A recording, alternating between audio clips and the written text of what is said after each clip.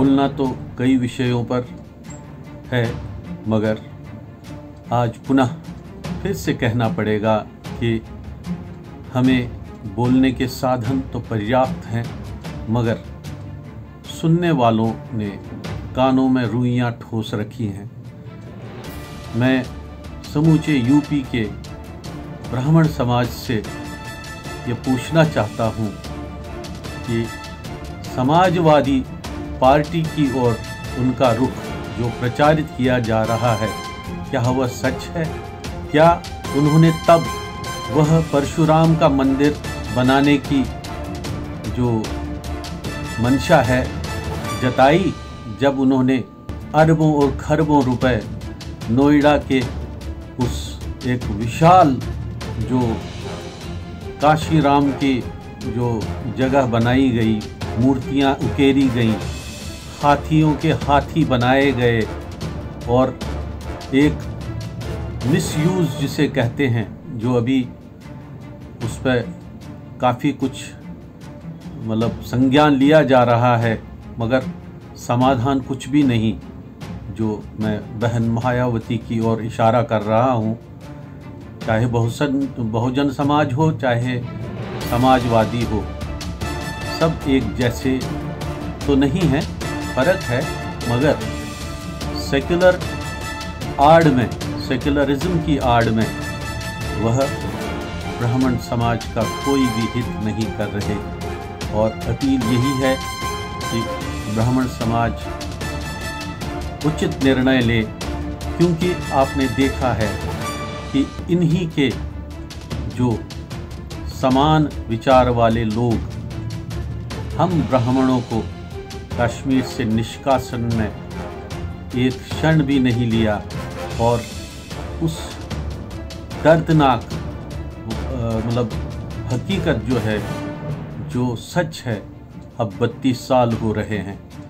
32 सालों में न्याय तो दूर, सुप्रीम कोर्ट ने इसका संज्ञान नहीं लिया, उसे रिजेक्ट किया और कहा ये तो अब पुरानी बात हो गई है।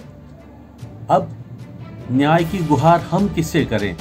ये क्योंकि इख्तियार पार्टियों में व्यस्त हैं और उनका जो मनोभाव है वो किस ओर झुका हुआ है, ये सभी जानते हैं, बताने की ज़रूरत नहीं है। अभी हाल ही में, कल परसों में ही कश्मीर के कुलगाम क्षेत्र में देवी भगवती त्रिपुर सुंदरी का मंदिर जो है उसमें आग लगा दी गई, उसे ध्वस्त कर दिया गया। क्यों? क्या ये देश हमारा नहीं? हम सभी, ब्राह्मण हो, वैश्य हो, चाहे शूद्र हो, चाहे किसी भी जाति का हो, पहले तो ये जातिवाद ही एक बीमारी की तरह हमें खाए जा रहा है, और उसके ऊपर जो आरक्षण की नीतियां हैं वह भी अब पिछले कितने दशकों से चली आ रही हैं। अब बहुत हो गया, बहुत आरक्षण हो गया। अब जो होना चाहिए, जो डिज़र्विंग है, जिनको ज़रूरत है, जो ज़रूरतमंद है, उनके लिए कार्य होना चाहिए, न कि उनके लिए जो अब अरबपति करोड़पति हो गए हैं उनके लिए भी आरक्षण चलता ही रहे। ये तो अन्याय है। और सबसे बड़ी अन्याय की बात यह है कि हमारा हिंदू समाज, जो वाकई में हिंदू हैं, वो हिंदू नहीं जो छद्म हिंदू हैं, नाम से हिंदू हैं, कर कुछ और रहे हैं। मेरी आप सबसे पुनः सविनय प्रार्थना है कि जब आप चुनाव के लिए जाएं तो समझदारी से अपना जो कीमती वोट है उसे दें, और देश के गौरव को, देश की सभ्यता को, जो सही रास्ते पर जा रही है और हर दिशा में सही रास्ते पर जा रही है, उसे बचाने का थोड़ा थोड़ा योगदान करें। अपने वोट से देश को बचाएं। धन्यवाद।